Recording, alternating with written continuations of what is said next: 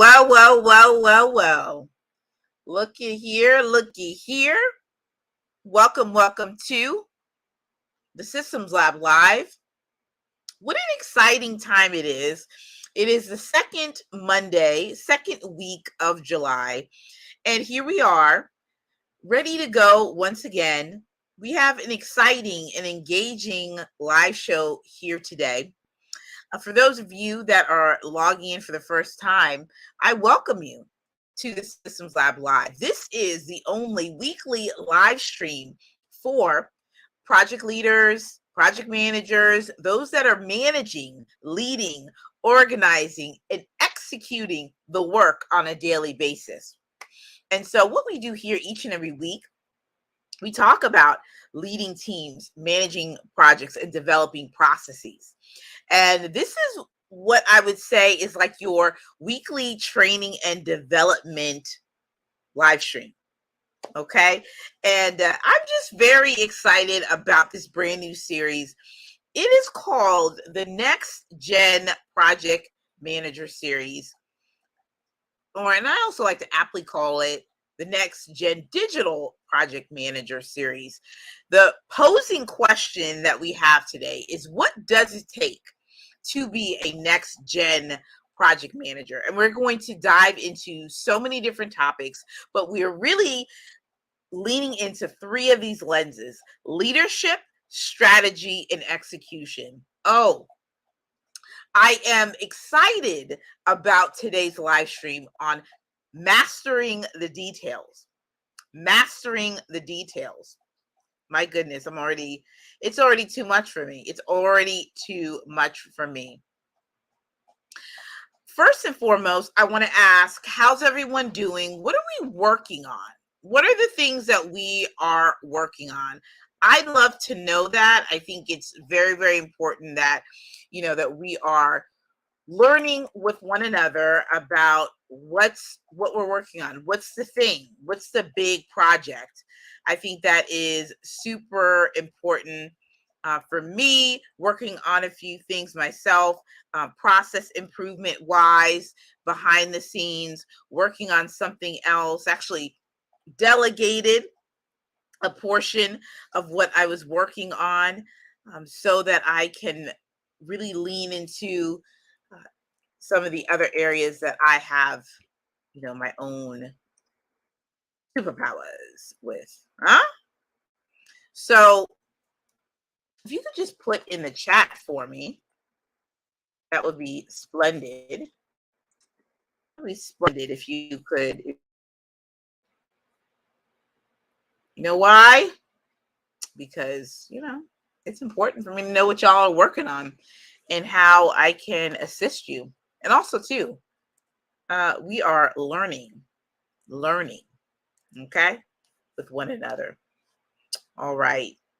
So typically, if you were kind of pre-July 3rd, boy, oh boy, did we always have a stacked deck for our live stream. We had, show and tell. We had the lesson of the day, a news article, jam-packed with information. And in fact, I love a good jam-packed of information because there is so much out in the field.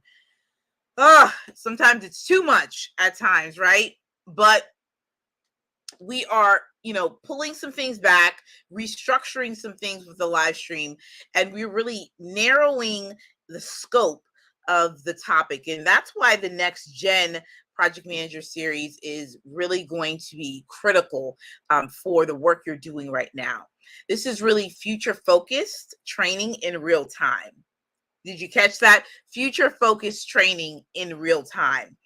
And so this is what I know to be absolutely true, is that the work that you do, the work that you are doing on a daily basis is so epic, so complex. It is so important that it's not about how can I click this and click that? How can I go and, do the task and log off and be about my business, right? The work that we're doing is very much, it's transformative.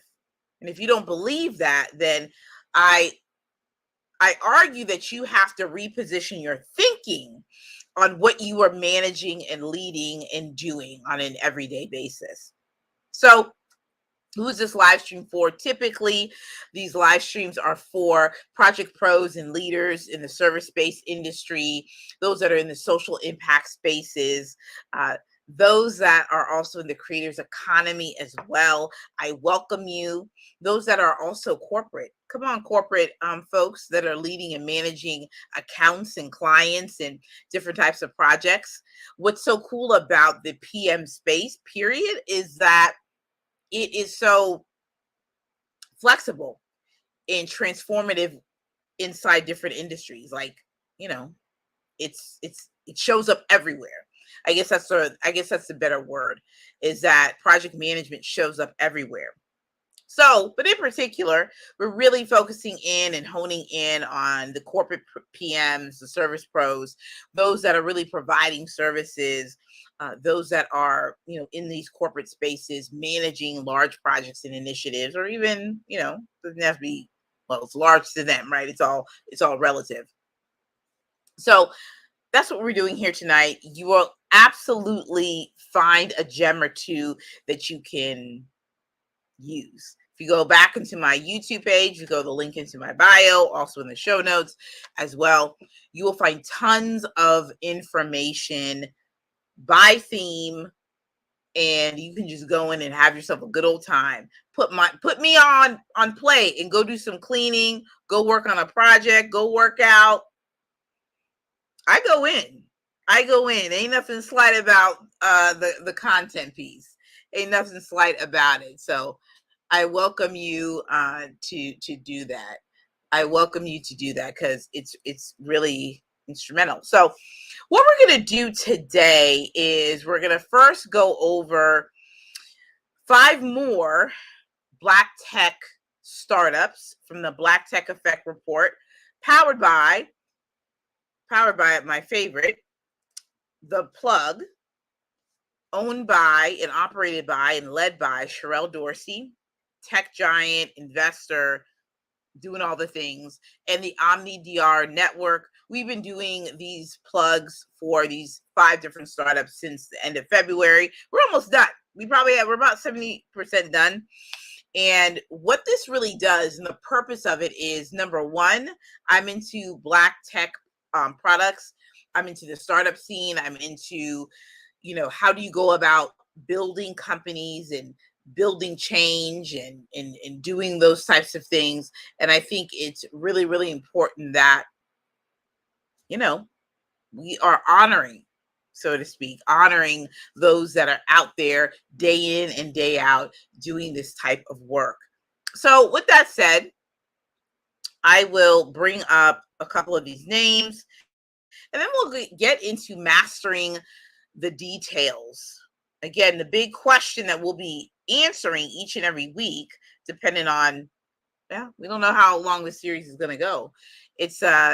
Is what does it take to be a next gen project manager?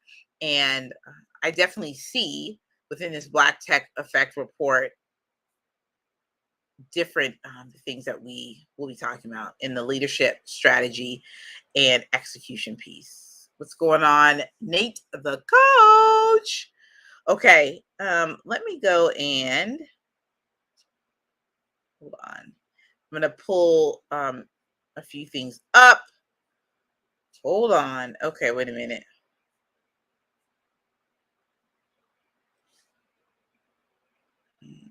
Okay. We gotta pull it up, and because I always like to show you guys the visuals. Always like to show you the visuals. We have five that we are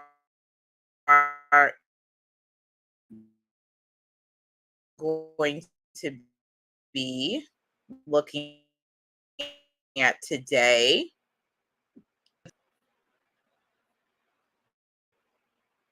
sometimes, okay,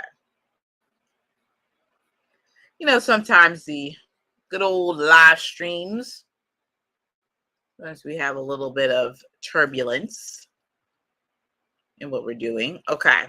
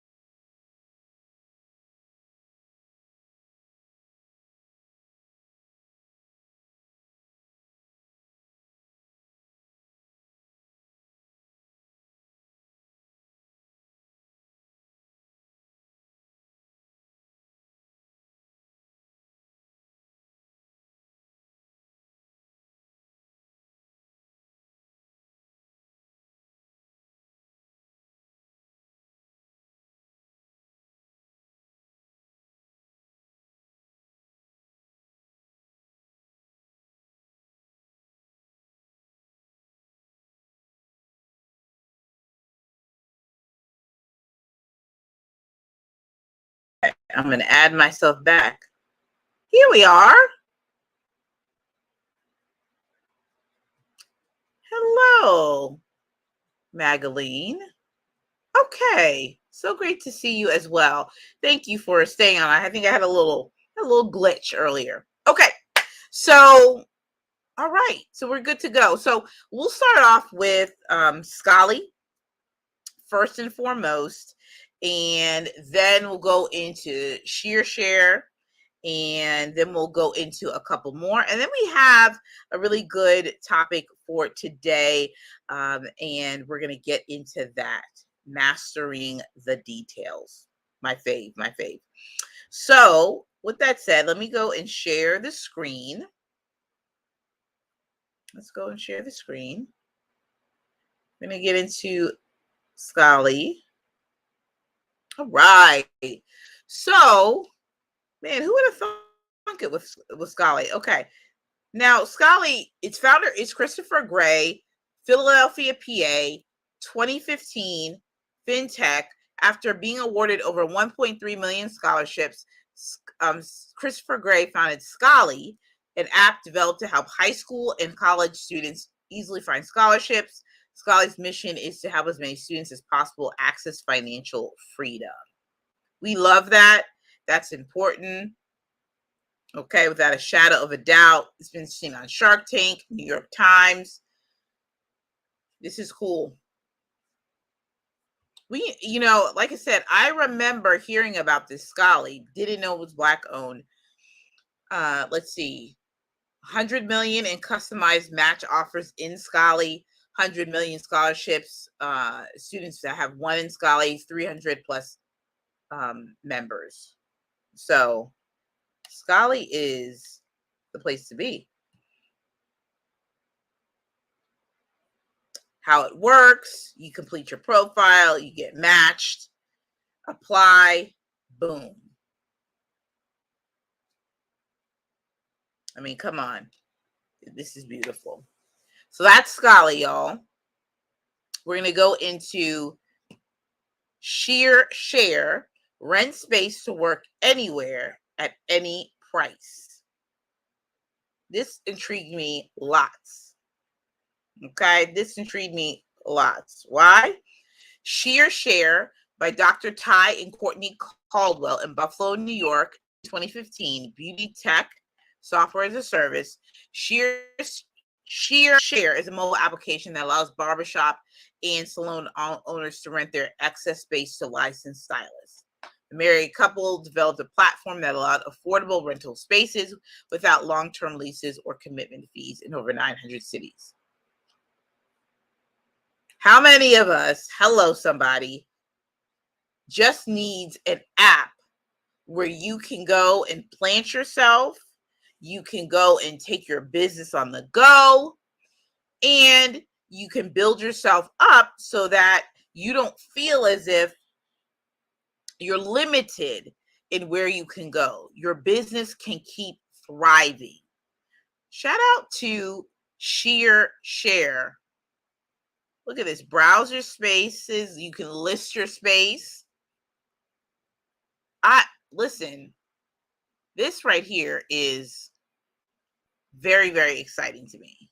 Very exciting. All right, next up we got Suchi. Suchi. All right. Suchi. So Suchi, Path to Happier. Oh, let me share the tab. Here you go. This is by, let's go right here. Suchi is by David Adefiso in LA, 2018. Suchi combines AI-enhanced financial planning to eliminate the need for student loans. Its platform allows users to invite friends and family to invest in students' education by contributing to a 529 investment account. The gifting features mimics crowdfunding campaigns in support of children's higher education. I've never heard of this, but this is cool.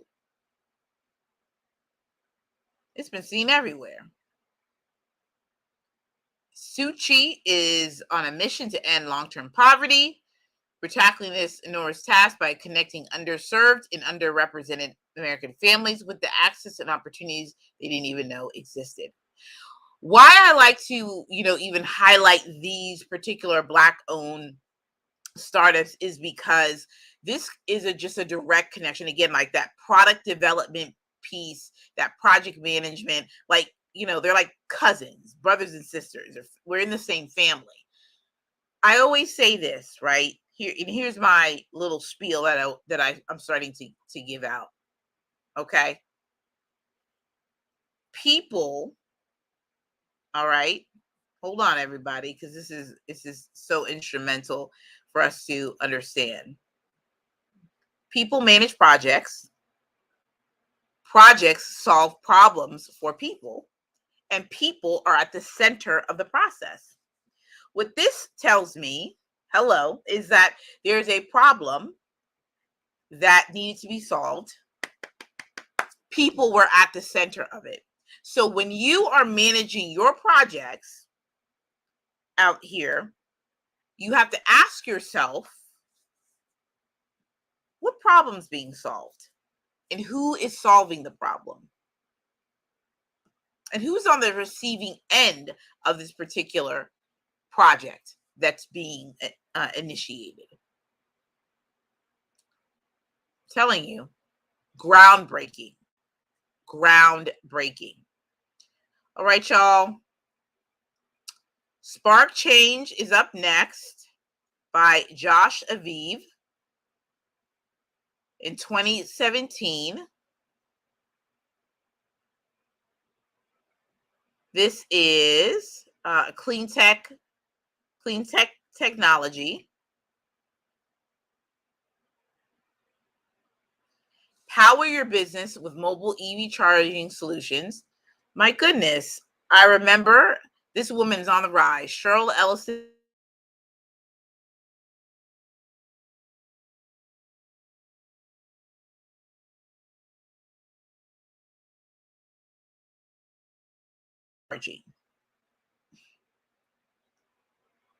See this right here? Mobile EV charging. Spark Change is a solution provider on a mission to make the world a more clean and sustainable place. The company is a leading pioneer for seamless mobile charging and the first on-demand EV charging network. The company's mobile app, currently EV, gives electric vehicle owners the ability to select how much range they want and where they want it delivered. Shout out to Josh Aviv. Last but certainly not least is Sproxel. Sproxel's in the building.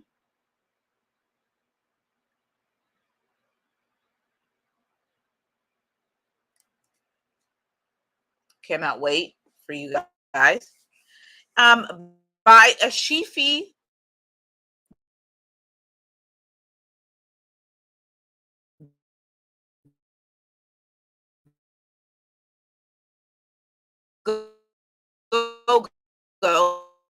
in Cambridge, Maryland, will be text messages.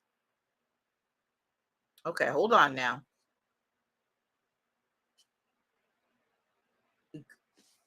You're just waiting for things to catch up now.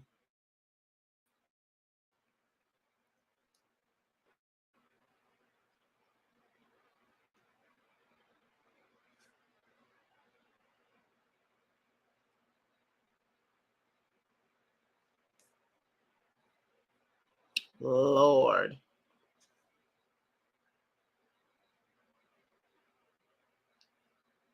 Okay. Okay. I think we got it.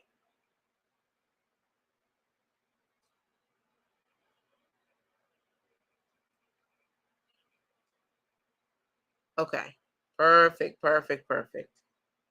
Okay. Sproxel. We build brand loyalty and trust using mobile technology. Look at this, y'all. How exciting is this? So Sproxel first began to ensure consumers bought genuine medicine and combat drug counterfeiting through text messages. From there, the company has grown to increase transparency and human-focused communications between brands and the end consumer. Sproxel offers trafficking solutions to ensure end-to-end visibility of supply chain for brands to reduce fraudulent activity and maintain profits.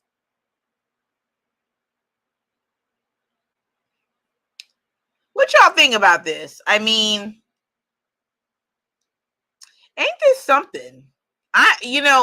For me, I'm inspired. For me, I am inspired. I mean, this is just amazing. This is something else.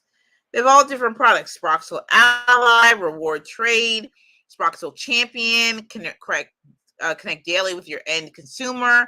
Sproxel Informer, track, trace, and recall instantly.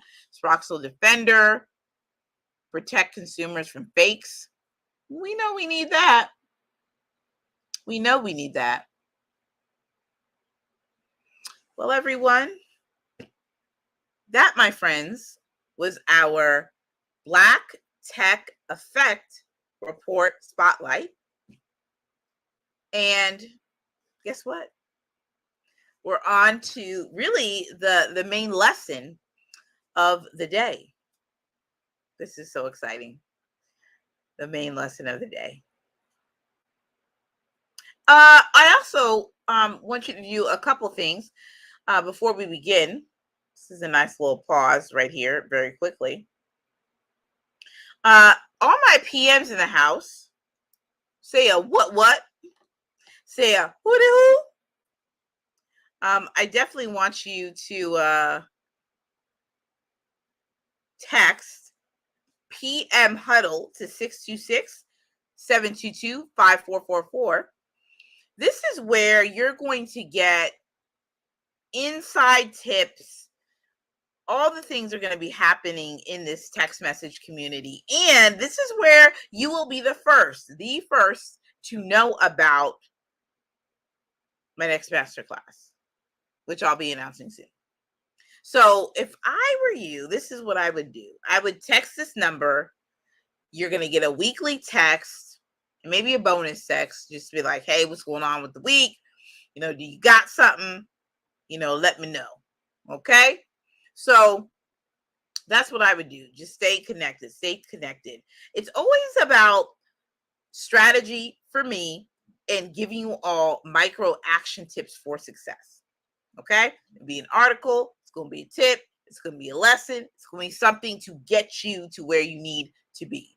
So this is where we're at. Okay. Magdalene, we ready for today's lesson? The question of this particular series, and really the question of the hour, is what does it take to be a next gen project leader, project manager? We say project leader because We are leaders, also strategists, and we are also lenses. You're going to be looking at this for what does it take to be a next gen digital project manager. It's how we lead, it's how we use strategy, and how we execute. So in the leadership component, last week we talked about empathy, the need for empathy as a leader, why that's so important. This week we're talking about stewardship. My goodness, who knows what stewardship is? Stewardship is, okay? So the definition of stewardship, or rather the quote that I want to frame this discussion around, is stewards act responsibly to carry out activities with integrity, care, trustworthiness, while maintaining compliance with internal and external deadlines, or guidelines rather. They demonstrate a broad commitment to financial, social, and environmental impacts of the projects they support. So yes, listen, that's like a whole bunch of words, but what do we actually really mean by this statement? Okay, because we're just going to break this all the way down.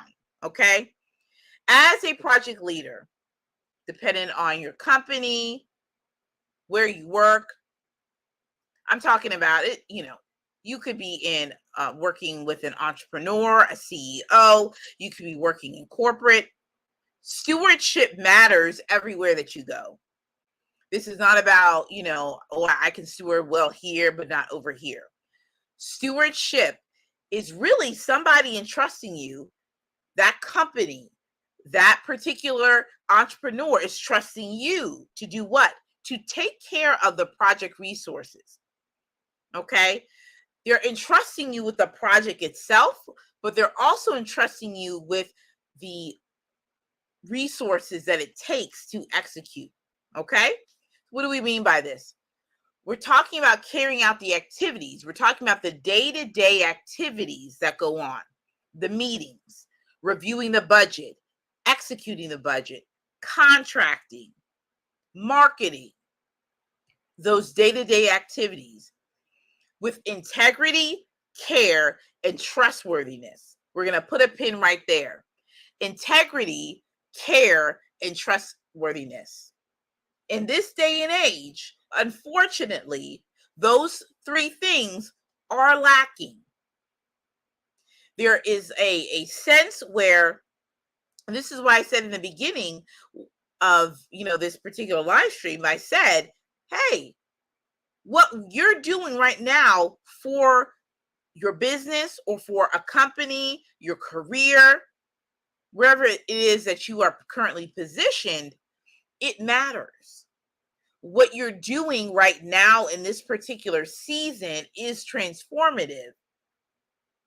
And for those that don't see it, you got to take a step back, because you got to get an understanding of how the project connects directly to the business goals. Now, if you don't have that particular level of insight, you're going to have to go and ask the question.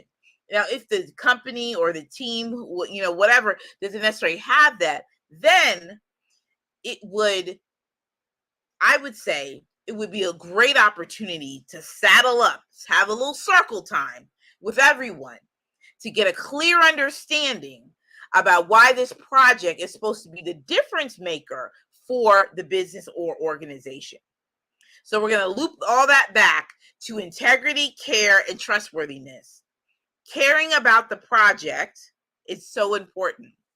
Now, some people may say, you know what? This project is whack. This project, I don't even know why we're doing it. Especially those that may not have a choice in the actual project coming to them, right? So that's why it's all about understanding the bigger picture of the values, the goals, the OKRs. A big thing for me, especially when it comes to goal setting, is I always tell the story about how a couple of years ago I was goal setting to goal setting, and when I would accomplish something, what happened? Just about nothing. No confetti. I didn't really get an understanding of what was what, and I had to start dismantling my particular viewpoints on these everyday conversations on goal setting that didn't resonate with me. So I had to start reading. I read a book about OKRs. I started reading other articles. I started thinking. I started spending some quiet time on what made sense for me. What makes sense for Ashley when it comes to the goal setting? What's actually going to help me get into alignment with how to go about accomplishing my goals? And it clued into me when I was reading the OKR book, Measure What Matters. And I believe maybe it was another book too. It was Measure What Matters in another book. But Atomic Habits was one. I think it was around the same time. And one thing that really clued into me very quickly was knowing that you have a goal. And I asked myself the question, well, what's the vehicle that's going to get me to that said goal? That was always the question. What's the vehicle? What's the vehicle? So at the time I was doing some coaching with with some other leaders, and we were, I was sort of leading out this call, and I put together this presentation. It was about Atomic Habits, about systems and having systems in place. And I just came up with this framework, and I said, man, your projects should really be a direct representation of your goals. And it may have not been necessarily a huge oh wow, that's a novel concept, or like that's earth shattering. It may not be that, right, for a lot of people, but for me it made perfect sense, since I think in a lot of things in patterns and step-by-step processes. For someone that's always leading and managing the work, it made perfect sense that if I have a goal, if you're launching a product or service, if I had a goal of, making maybe a certain amount of money, or, whatever it is that, or marketing goals, whatever, what have you, that they needed to be supported by projects. Because to me, that said, there's a project, there's a start, there's an end date, or you may have ongoing ones, but there's a start, there's an end date. From there, I would know how to set a schedule. Therefore, I would know how to manage my time. Right? So that's kind of how that put everything in place. So I went on a mini tangent on that piece, because I just wanted to make it clear about why it's so important that you have care for the projects that you're working on. That missing piece of why we're doing what we're doing dramatically affects how you lead, whether you think so or not. Many of us can fake the funk. Let's be clear on getting the work done. We've all done it.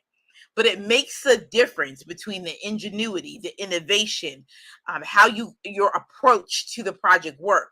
If you care, it makes a difference. All right, so we're saying that stewards act responsibly to carry out integrity, care, trustworthiness, while maintaining compliance with internal and external guidelines. This is so crucial. The trustworthiness process, the integrity process, being honest while understanding the rules around you. If you are an event planner, shout out to the event pros. That means that you are abiding by guidelines from the city, from the building codes, to the policies and procedures of a company and whatnot. This is where it's so important to ask the questions. Let's talk about policies. Let's talk about procedures. Let's talk about what's a go and what's a no-go. It saves you a whole bunch of headaches. Let's see. They demonstrate a broad commitment to financial, social, and environmental impacts of the projects they support. So important that there is a commitment to meet the goals of the project. It could be financial. It most likely is. There could be other types of goals, not necessarily environmental or social, but it could. There could be other types of goals. Okay, I froze just a little bit. Okay. Does that make sense? The qualities that you should have character-wise: integrity, honesty, fairness, and responsibility. Questions about stewardship. Questions about stewardship.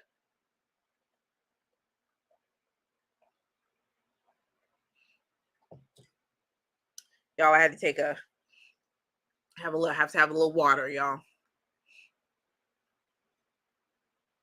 Questions about that. All right, make sure you put them in the chat. So 3 points I want to make about how you become a better steward for your projects. Who's ready? Who's ready? Point number 1, be diligent and careful with project resources. Be ye ever so careful that you are not casually, blindly, aggressively spending money, not understanding why the dollar needs to go in which place. This is not, you don't have to be a what do you call a budgetmatician? I don't even know if that's even a word. You're not the accountant, you don't have to be like the money mastermind, but you do have to have some sense now. And I know you got it. You got to have some sense about where money should go for the project, marketing, product, people development, social media, email marketing. You understand? Even outside the money, the people factor, the software factor, resources, hiring who you need, letting go who you don't need. What technology do you need to have? Stewardship is being trustworthy to carry the project forth. Remember, people make projects and projects solve problems for people. Are you trustworthy? Are you trustworthy? Are you deemed to be trustworthy? Would the last 3 to 4 clients say that you're trustworthy? Would your teammates in this particular season say that you're trustworthy? I hope so. So that's so important for us to really talk through. Are you trustworthy? Are you trustworthy with people's time? You see what I'm saying? Man, I tell you what.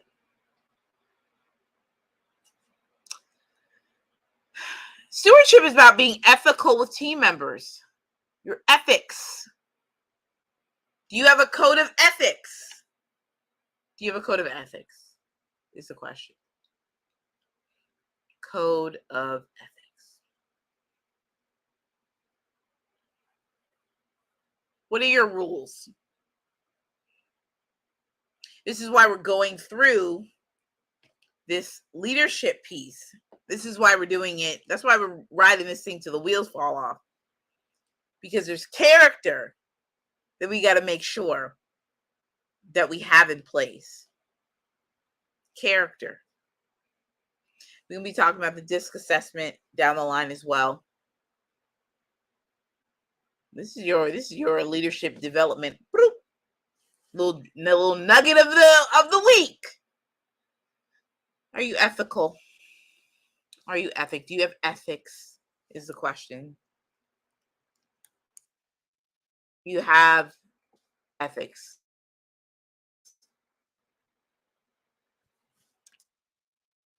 That makes sense to everybody. You have moral principles that guide you. Do you have moral principles that guide you day by day?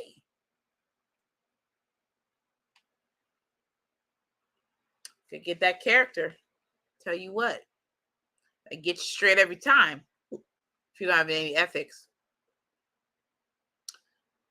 All right, well, that's the leadership segment. That's the leadership segment. We want to talk about strategy, as this is always a burning question. Man, when it comes to defining project strategy, a few things are coming into play that we're going to be breaking down over the next several weeks. And that's the methodology. This is so good. The methodology. Waterfall, Agile, and hybrid. What I mean by selecting the right methodology, and there's so much more. There's like 15 or so, or it's just a whole lot. We're just going to focus on the three kind of more common ones. So selecting a project management methodology is not as simple as, unless you know your projects and you know your work, it's not as simple as, hey, let me just, we're just going to do this. We're just going to go agile. We got to do it fast, and we got to get it off. We got to ship it. That's, yeah. So you got to ask yourself some questions as you're meeting with your CEOs and your higher ups, your directors, all that. You got to make sure you're clear on the scope, the requirements, the number of deliverables, the outcomes, the budget, the complexity of it all. I'm telling you, lack of requirements, those type of things have me shivering in my boots. Ain't no requirements on the scene. I'm like looking high and low. You know that song, Still Nobody. I said, I searched high and low. I ain't seen no requirements. I ain't seen them. Are they coming out the bush? Or around the mulberry bush? Where are the requirements, people? Where are they? Some people are made for that life. Some people are made for that lack of requirements life. They are okay with building as you go. How many of y'all are like that? Can y'all build as you go? Is that y'all's vibe? Can you do that? I'm telling you, those are some risk takers. So waterfall, predictable. It is sequential. It's a phased approach. Phase 1, phase 2, phase 3, phase 4. Or discover, design, develop, deliver, something like that. Agile says, I just need a little bit. I don't know if Agile exactly says that, but Agile basically says, I don't have to have the whole menu. I ain't have to have the whole menu. I don't have to have it. Okay. Let me surprise you what's on the menu. That's what Agile says. Tell you what, I just my blood, my what is it? My blood pressure can't even take it. My little old heart couldn't take it. Nah, but real talk. Agile is perfect for you're playing it loose, you're playing it fast, you're playing it wide. Okay. It's good. It's good. Agile's great. It helps to, have teams self-organize. They work better. Agile's good. But again, dependent on scope, complexity, all that good stuff, you'll pick a methodology. And sometimes you have hybrid, where it's a phased approach, but then you have the work is iterative, meaning that you do 2-week sprints. Now, something that's a fun fact that I am supremely going to enjoy as I start developing content for another organization, another community group. It's going to be really fun because I'm going to really start breaking down content operations and this concept of agile and planning your content in 2-week sprints. Now, I think that that's going to work for most people. I think it's going to be dependent on your systems, your time, and your particular approach. I think back in the day when I used to really crank on Instagram, I used to be able to crank them joints out 3 times a week. Couldn't tell me nothing. 5 days a week, I spent hours on content. I didn't even have great messaging, but I would be crank.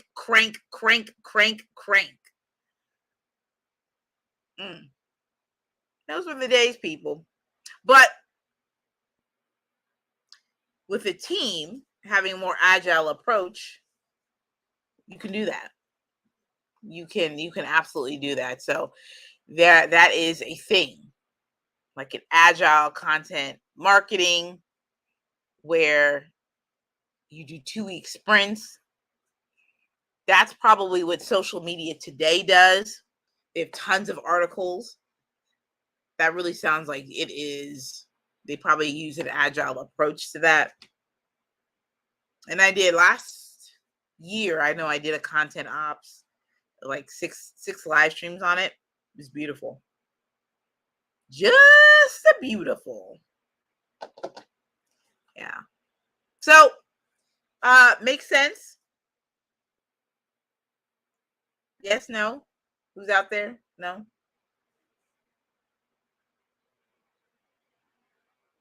So, depending on scope, complexity, requirements, all that, sequential, could be agile, could be hybrid, which is a mix of both.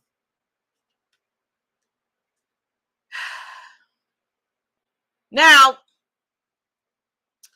execution is a good one, because what execution says is it's not about the task, like the execution of it. It's really about the managing of the work, the course correction, the having to double back and reset. So here's this question, of how do you manage change? The turbulence. How can you get through the turbulence? Change is so inevitable that, we can't expect it not to take place. Change is necessary. Change is supremely necessary. You're going to experience it. I'm not saying that you need to have like rapid change every hour or even every day. I'm talking about that there's a natural twist and turn to a project. Always. So you need to embrace that. So I want to talk to you all about 3 things, 3 tips on how to manage change. So just to kind of hold it up, change can be change to a deadline, change to maybe a certain number of tasks, the direction of a project, budget, other things. So how do you handle change? Number 1, develop a change management process. Those of you that are in the Service Pro space, this is perfect, because you can create a ClickUp form, an Asana form, a Notion and or Airtable form for any type of changes that a client wants to make. But I want you to develop a process, because that will sustain you. So how do you define change? What's the definition of change? How will you be dealing with changes throughout the project? Who can request changes, and then who will be signing off? So let's go in a little bit more on that.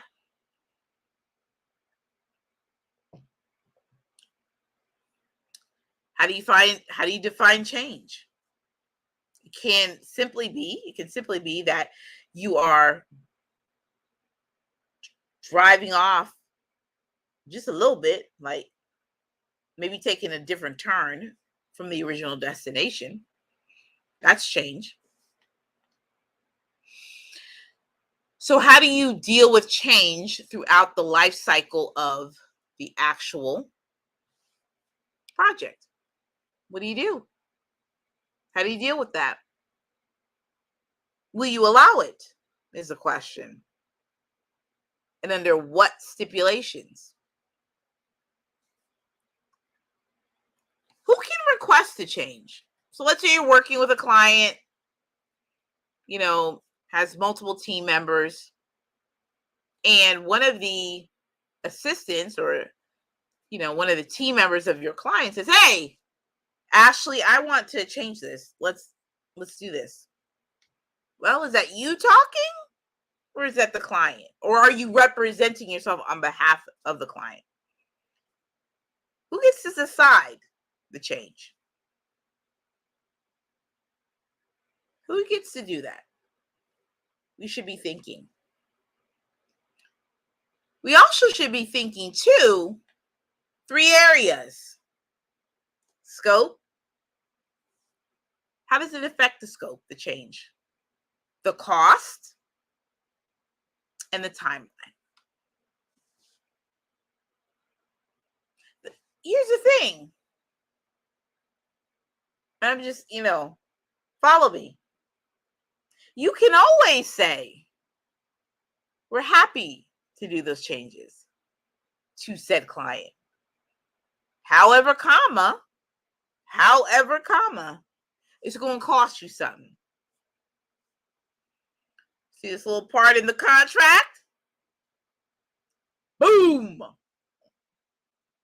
Probably you shouldn't say that part, but you know what I mean. How long will it take? I mean, that's so important. How long? Super important. And does this change get us closer to our outcomes? Ooh! Somebody write that down. Does the change get us closer to the outcomes?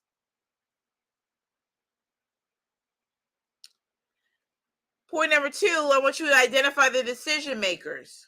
Who? We just said it. Who? Who can make it? You allowed to make these decisions? Teammate number 1? Are you sure? Got to double check some things. And then you document it. You can document change with a change log. We have so much technology out here. You'll have a record of it within your ClickUp, Notion, or Airtable space. But keep a record of what you did, when you did it, why you did it, and particular outcomes. So that's it, y'all. Who has questions? Any questions? Drop them in the comments, or please feel free. Message me. LinkedIn, Instagram, or text me. PM Huddle to 626-722-5444. As we close out, next week, I'll be joined by some event pros on Instagram Live for the Next Gen PM series, interviewing some people about their industry, what they do, how they do what they do, why they do what they do. We're going to be exploring leadership strategy and execution in those lenses. So we got a good time. We got a major good time. This has been another excellent edition of the Systems Lab Live, mastering the details. Our big core question that we have answered tonight, and that we'll continue to unpack. What does it take to be a next-gen digital project manager? And we learned tonight about stewardship. How do we steward our projects well? We learned about developing strategy, specifically selecting the right project management methodology. And lastly, we talked about how to manage change within a project. I'm Ashley Schuler, your host, your facilitator. and we'll see you next week. Bye.